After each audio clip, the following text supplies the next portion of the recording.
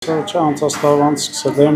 Արտակ Մինասյանը մասնագիտությամբ ոստիկան է։ Արդեն մի քանի անգամ Արյան կամավոր դոնոր է դարձել։ Այս անգամ եւս Արյան դոնորների համաշխարհային օրը հունիսի 14-ին Գյումրու Արյան բանկում է։ իմ գործընկերոջս համար հանձնեցի առաջ անգամ, դրանից հետո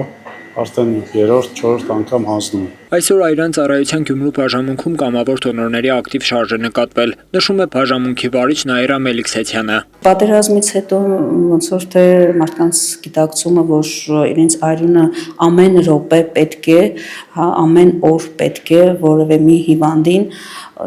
հենց այդ գիտակցումով էլ մարդիկ գալիս են։ Դժբախտ պատահարների, վիրահատությունների եւ այլ հիվանդությունների թիվը, որոնք ունեն Արյան փոխներարկման կարիք, հուշում է, որ Արյան պաշար հավաքելը չընդհատվող գործընթաց է։ Կամավորությունն այս գործում խիստ կարևոր է։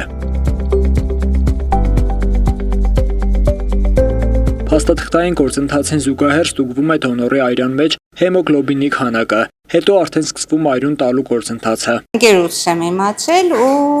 վազելով եկել եմ, հասցրել եմ արդեն փակվում։ Բնականաբար, եթե կարիք կա ու մարդիկ առանց առողջության վտանգելու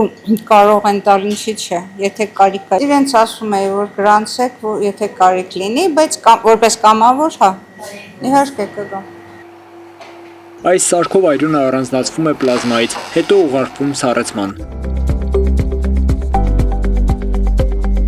Արյունատվությունից հետո մենք հետազոտելու ենք արյունը ինֆեկցիաների վերաբերյալ, հեպատիտ B, C, HIV, բրուցելոզ, սիֆիլիս, մենք այդ ամեն ինչը ստուգելու ենք, ստուգելուց հետո կրկնակի ինֆեկցիաները ստուգվում են PCR մեթոդով արդեն Յուլիանի արյունաբանության ռուսկաբանության կենտրոնում, եւ դա ավելի է անվտանգ դարձնում արյունը, որը մենք կարող ենք տալ մեր հիվանդներին։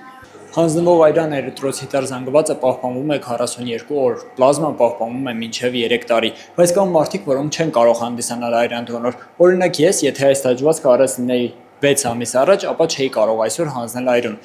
Դաջվածքից 1 տարի հետո նոր մարդիկ կարող են հանդիսանալ արյան դոնորներ։ Հրաչ Սահակյան, Խան Հովհաննիսյան, այսօր։